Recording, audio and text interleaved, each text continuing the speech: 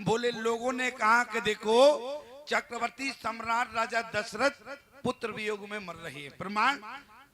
बोले हाँ रघुनंदन अरे प्राण प्रीते ओ तुम बिन जियत बहुत दिन बीते। इन लोगों ने कहा कि राजा दशरथ जो है पुत्र वियोग। अच्छा, एक व्यक्ति ने तो बड़ा सुंदर उत्तर दिया। एक व्यक्ति बोला, बोले ये बताओ, बोले 6 दिन मरे हुए हो गए राजा दशरथ को, और भरत को सूचना भेजी गई, भरत को बुलाया गया, लेकिन इसके बाद भी 6 दिन तक राजा दशरथ जिंदा रहे, 6 दिन बाद मरे, मरने के बाद सूचना भेजी गई। यदि राम जी बन गए उस समय 6 दिन तक भरत को क्यों नहीं बुलाया गया? क्यों? यदि उस दिन भरत को बुला लिए होते 6 दिन के अंतराल में, तो क्या शायद राजा दशरथ की मृत्यु हो पाती? क्या क्यों राजा दशरथ की मृत्यु नहीं हो पाती? कारण क्या है? अरे भरत को इसलिए नहीं बुलाया गया प्यारे, ये लोगों का मानना है यदि भरत आ जाते तो अंधी अंधा का श्राप झूठा हो जाता। क्यों? बोले भरत के आने से राजा दशरथ का प्राण अंत ही नहीं होता, जब प्राण नहीं निकलता तो अंधी अंधा का श्राप कैसे सत्य होता? क्यों? इन लोगों का मानना है। लेकिन जरा विचार कर, लोग कहते हैं कि अंधी अंधा के श्राप के कारण राजा दशरथ पुत्र वियोग में तड़प कर मर रही है। पुत्र वियोग है, इसलिए बोले हाँ रघुनंदन प्राण प्रीते और तुम बिन जियत बहुत दिन बीते। इतना ही नहीं, हाँ जाने की लखन हाँ रघुवर हाँ पितु हित चित चातक जलधर। आज स्वयं चक्रवर्ती राजा दशरथ की जो दशा है, क्या वो शराब के कारण है? लोग कहते हैं, मैं नहीं कह रहा हूं, लेकिन हम संतों का भाव कुछ अलग होता है। लोगों का मानना है, लोग कहते हैं फिर अंतिम समय राजा दशरथ ने बयान दिया, उसको तो मानना पड़ेगा। हमने कहा दशरथ जी ने क्या कहा? बोले दशरथ जी ने स्वयं कहा, बोले तापसवंध अरे तापसवंध अरे श्रापे सोधी आई और कौशल्य सब कथा सुनाई। याद रखना, चक्रवर्ती सम्राट राजा दशरथ के ऊपर टीका टिप्पणी नहीं करना। एक व्यक्ति ने तो बहुत गजब कहा, बोले राजा दशरथ कामी थे। हमने कहा तुम्हारा दिमाग खराब है क्या? राजा दशरथ कामी है क्या? अरे स्वयं दशरथ यदि कामी होते तो मेरी बात को ध्यान से सुनना प्यारे।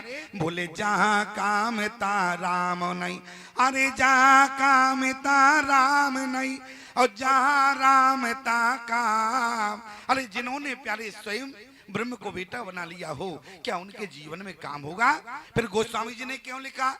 बोले सो सुनती रे से अरे गयो सुखाई और देखो काम प्रताप बढ़ाई। क्यों? सांझ सवै सानंद निर्भय और गयो के गई गे। संध्या काल में अपने पत्नी के भवन में जाना, इसका मतलब काम आ गया। ध्यान देना, लोगों ने अर्थ का अनर्थ कर दिया, लेकिन गोस्वामी जी ने क्या लिखा? देखो काम है प्रताप बढ़ाई, देखो काम। तो लोगों ने अर्थ का अनर्थ कर दिया। बोले देखो, क्या लिखा है? बोले देखो, गोस्वामी जी कह रहे, शब्द पर ध्यान देना। बोले देखो काम प्रताप बढ़ाई, हमें नहीं देखना प्यारे, गोस्वामी जी ने तुम्हारे लिए लिखा। तुम देखो दशरथ के जीवन में राम प्रताप है या काम प्रताप है। एक बात कहना चाहता हूं, जिस वशिष्ठ जैसे ज्ञानी ने दशरथ के लिए क्या कहा, भरत जी से स्वयं कहने लगे क्या? अरे आई ना, बोले आ भयो न आई न अभिहु नियारा। यही बात कही वशिष्ठ ने। क्या? अरे भयो न आए न अभिहु नियारा और भूप भरत जस पिता तुम्हारा। आप किसी भी पात्र पर शंका करना प्यारे, लेकिन मेरी बात मानना, तो चक्रवर्ती सम्राट राजा दशरथ पर कभी भी टीका टिप्पणी नहीं करना। क्यों? बोले भाइयो नाई नावे होने आ रहा और भूप भरत जस पिता तुम्हारा। ईमानदारी से बताओ, अभी संजीव जी के द्वारा आपने एक शब्द को श्रवण किया। क्या? ऐसे तो बहुत बच्चे हैं जो अपने पिता के नाम से जाने जाते हैं, लेकिन ऐसा पिता वो बड़भागी होता है जो अपने बेटे के नाम से जाना जाता है। प्यारे, इसलिए भयो नाई नावे हुनियारा ओ भूप भरत जैसे पिता तुम्हारा।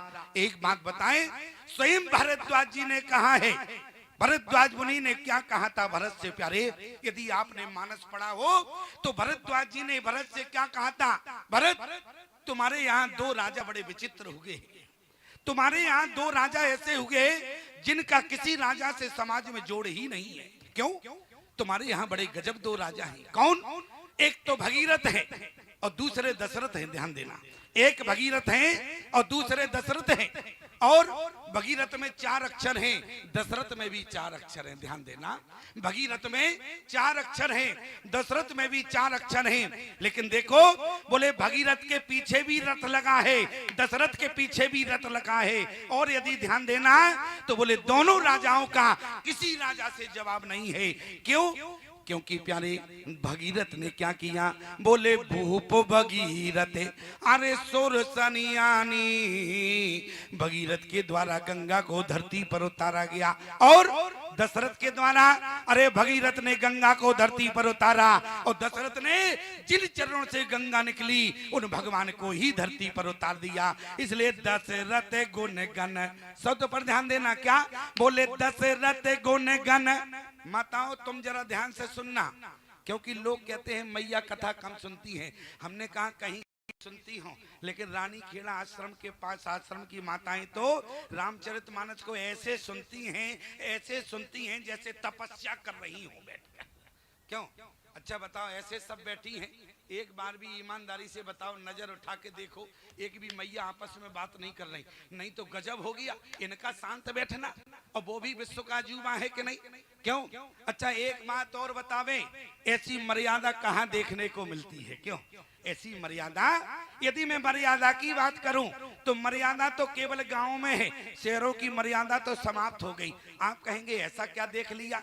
तो जरा विचार करना, यहाँ पर यदि 70 वर्ष की भी मैया है तो उनके सिर पर पल्लू है, और शहर में तो समाप्त ही हो गया है पल्लू। क्यों? शहरों में कहीं माता, अच्छा देखो जैसे ही हमने पल्लू की बात की, अब जिनके सिर पर था तो ठीक है, जो नहीं था तो तुरंत चढ़ाने लगी। ऐसा ना हो स्वामी जी की नजर पड़ जाए तो हम ही हेड लिस्ट में आ जावे। क्यों संजीव जी, होता है ऐसा? क्योंकि खैर ऐसी नहीं, हम इतना गौर से भी नहीं देखते हैं।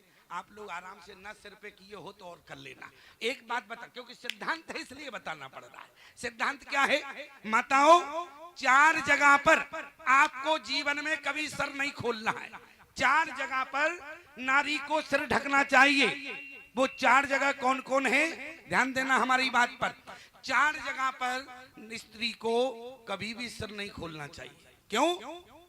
एक तो कहा, एक तो आप किसी के यहाँ गमी में जावे, चाहे वो आपके पिता का घर क्यों ना हो, और ईमानदारी से बताओ, जब कोई नारी किसी गमी में जाती है तो क्या सिर खोल कर जाती है?